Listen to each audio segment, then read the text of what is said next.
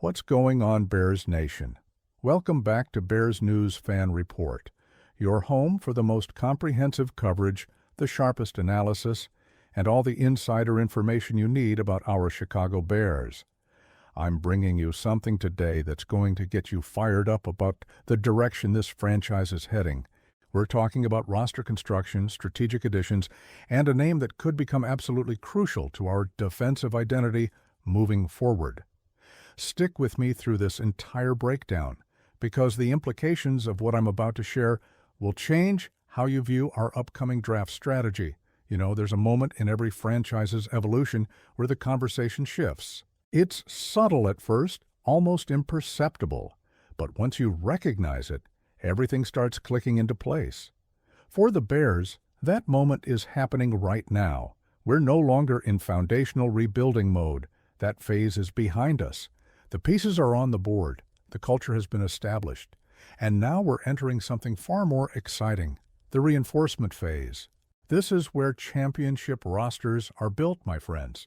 Not through desperate swings at every position, but through calculated additions that address specific weaknesses while amplifying existing strengths.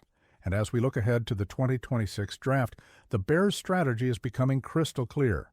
They're targeting premium positions, adding depth with purpose, and most importantly, insulating this roster against the two things that derail promising seasons: regression and injury. Now, before I get into the specifics of what's coming, let me paint you a picture of where we stand. Our offensive line has elite pieces in place. Joe Thuney, Drew Dahlman, Jonah Jackson on the interior, Darnell Wright locked in at right tackle. That's a foundation most teams would kill for. But left tackle remains a question mark. Theo Benedette has struggled, and while 2025 pick Ozzy Trapelo shows promise, he's still developing. This is a position that demands immediate attention, and the Bears know it. On defense, we've built something special with our pass rush rotation. The philosophy has been clear: waves of pressure, rather than relying on a single dominant force. It's working, but depth is always a concern, especially when you're playing meaningful games deep into January. And then there's the secondary, where versatility and playmaking ability have become non-negotiables in today's NFL. But here's where things get really interesting, and this is what I want you to focus on. When you look at the NFC North, when you study the teams we're battling twice a year, there's a common thread: physical football, ground and pound offenses, teams that want to establish the run, control the clock, and impose their will on you for 4 quarters. Green Bay, Minnesota, Detroit, they all embrace that identity to varying degrees, and that presents a specific challenge for our defense. You can have all the edge rushers in the world, all the coverage corners you want, but if you can't stop the run, if you can't control the line of scrimmage on early downs, none of that matters.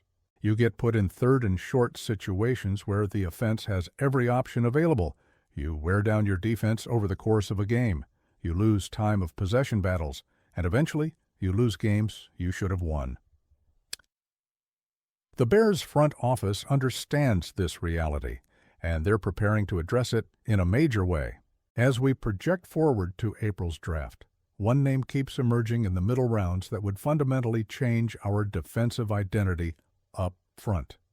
A player who brings exactly what we need to dominate the trenches in our division.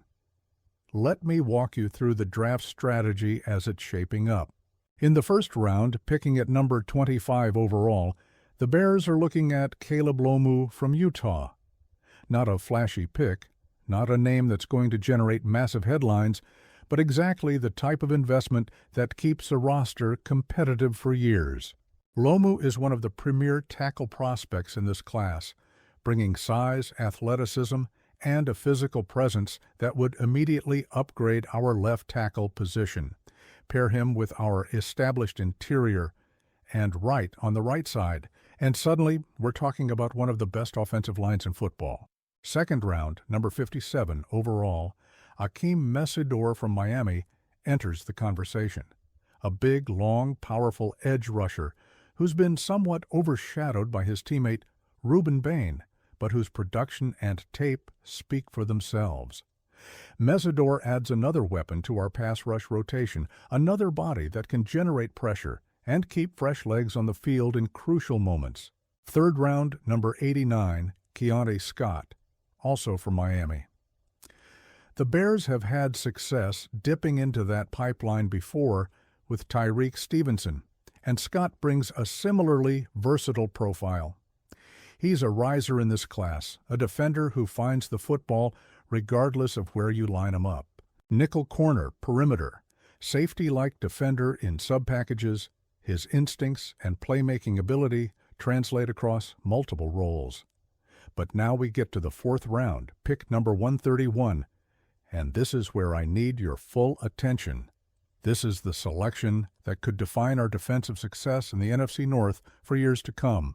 The Bears are targeting an actual run-stuffing interior presence, someone who brings size, strength, and anchorability to the middle of the defensive line. Someone who may never put up flashy sack numbers, but whose value comes from occupying space, eating double teams, and keeping our linebackers clean to make plays. David Okey from Arkansas. That's the name. That's the player who could transform our early down defense. Now, I know what some of you are thinking. Fourth round? Interior defensive lineman? That's not exciting. But let me explain why this move would be absolutely brilliant. In a division built around physical football, adding beef on the interior isn't a luxury. It's a necessity. When you're facing teams that want to run the ball down your throat, you need players who can stand up at the point of attack and say, "Not today." Okey brings exactly that mentality. He's a big man in the middle who fills a clear functional need for our defense. His ability to command double teams means our edge rushers get more one-on-one opportunities. His presence in the A and B gaps means running backs have to bounce outside, right into the arms of our athletic linebackers. His consistency on early downs means we're getting into third and long situations where our pass rush can really pin their ears back. This isn't about highlight reel plays. This is about winning football games in December and January, when the weather turns, when teams lean on the run, when physicality determines who advances and who goes home. Okey would give us that foundation, that immovable object in the middle that championship defenses are built around. And the beauty of getting him in the fourth round is that it allows us to continue building in the later rounds. Fifth round, Bishop Fitzgerald from USC, a developmental safety with range on the back end and immediate special teams value. Sixth round, Patrick Payton from LSU, a traits-based gamble at edge rusher who has the physical tools but needs refinement. Seventh round, Eric Gentry from USC, one of the most physically unique linebackers in recent memory at 6'6", with rare length that allows him to function as a hybrid defender.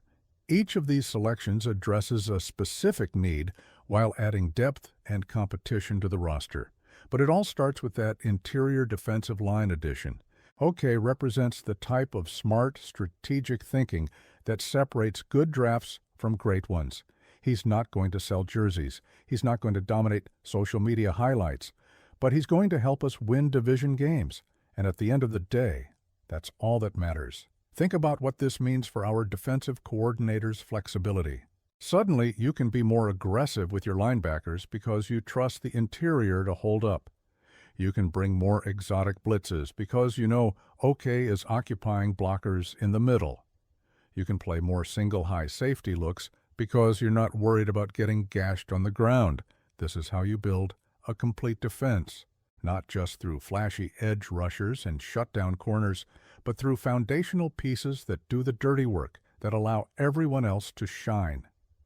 Okey would be that piece for us, and getting him in the fourth round would represent tremendous value. As we look at this entire draft class projection, what stands out is the intentionality. Every pick serves a purpose. Every selection addresses either an immediate need or future depth concern. This is a front office that's thinking multiple steps ahead, that understands sustainable success comes from consistent roster improvement rather than boom or bust swings. And here's what gets me most excited. We're doing this from a position of strength. We're not desperate. We're not trying to plug massive holes all over the roster. We're reinforcing, we're adding competition. We're creating depth that allows us to weather injuries and maintain our standard of play regardless of circumstances. So, where does this leave us heading into 2026? With a roster that's built to compete not just for one season, but for a sustained window of championship contention. With a defensive line that can match up physically with anyone in our division. With an offensive line that gives our quarterback time and our running backs lanes. With depth across the board that allows us to play our style of football from September through hopefully February. Before we wrap up, I want to hear from you, Bears fans. Does adding a run-stuffing defensive tackle like David Okey in the 4th round excite you, or would you rather see us target a different position? Do you trust this reinforcement approach, or do you think we still need bigger swings at premium positions? Drop your thoughts in the comments below, because this community's perspective matters, and I read every single comment.